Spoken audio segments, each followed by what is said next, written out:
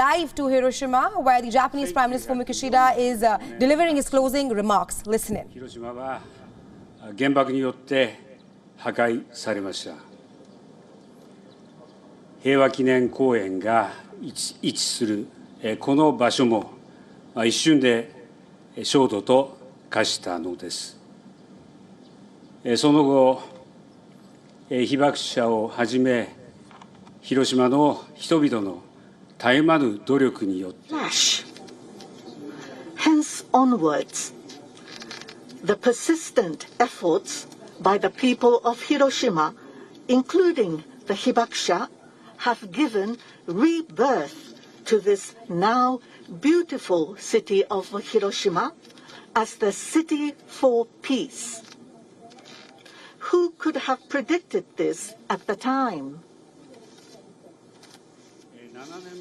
In the spring, 7 years ago, as the foreign minister, I presided over the G7 foreign ministers meeting in Hiroshima.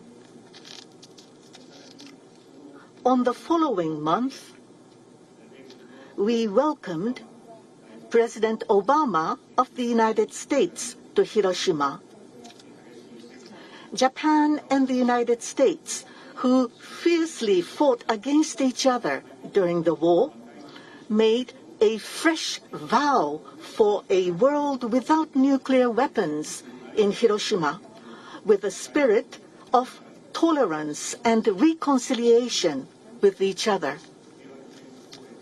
Architect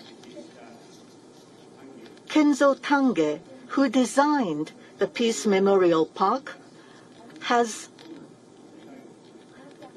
aligned the cenotaph and the Peace Memorial Museum on the axis line extending from the atomic bomb dome.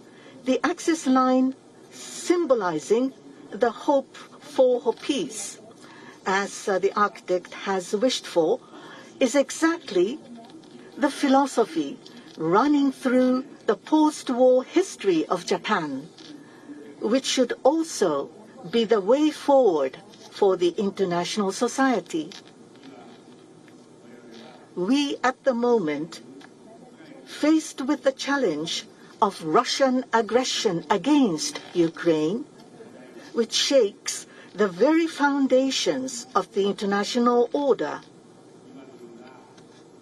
Because we are in this difficult security environment, we need, therefore, to firmly uphold the free and open international order based on the rule of law, and to show to the world our resolve to fully defend peace and prosperity.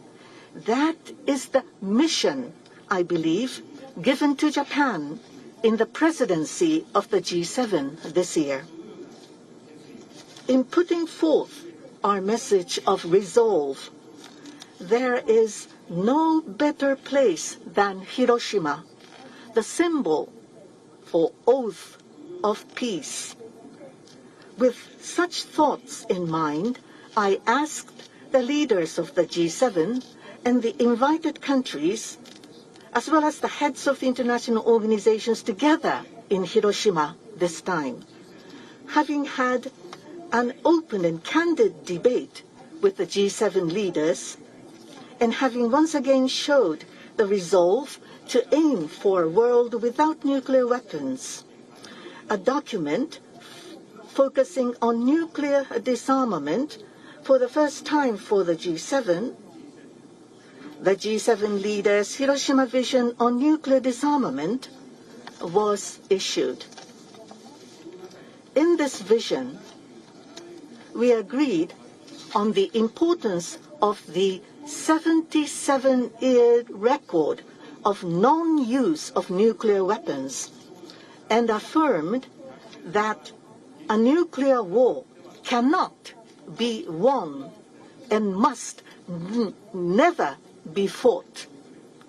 Visiting the atomic bombing site and listening to the voice of Hibakusha, the G7 leaders understood the reality of the atomic bomb and directly learn the wishes of the people for peace, and thus issued such a statement, and that in itself has historic significance. This morning, I was able to share with the leaders of the invited countries, as well as the heads of the international organizations, the oath of peace, visiting this Peace Memorial Park.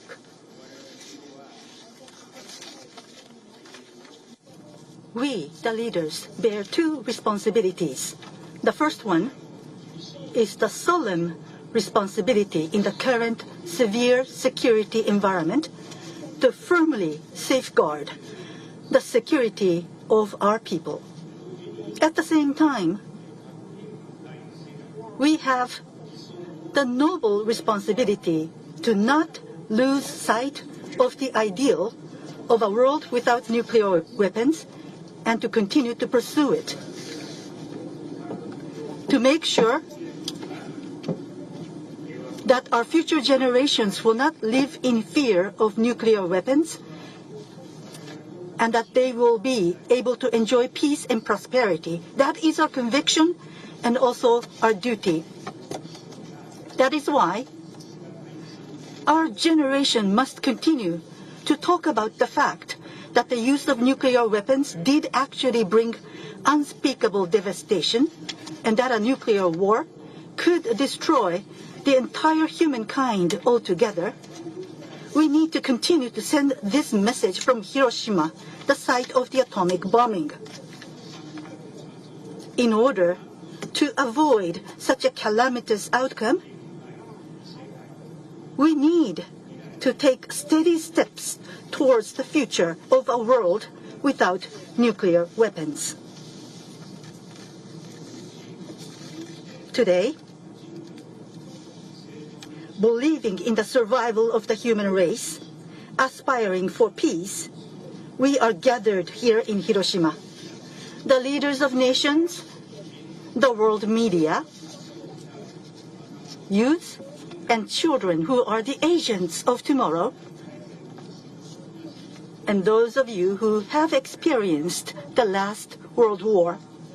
We are all citizens of Hiroshima. When the entire 8 billion people in the world all become citizens of Hiroshima, that is when nuclear weapons will cease to exist on this planet. This is what I believe.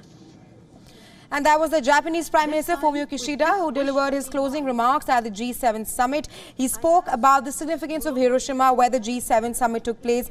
Now, just earlier today, the leaders of the G7 summit gathered at the Hiroshima Peace Memorial for a photo op.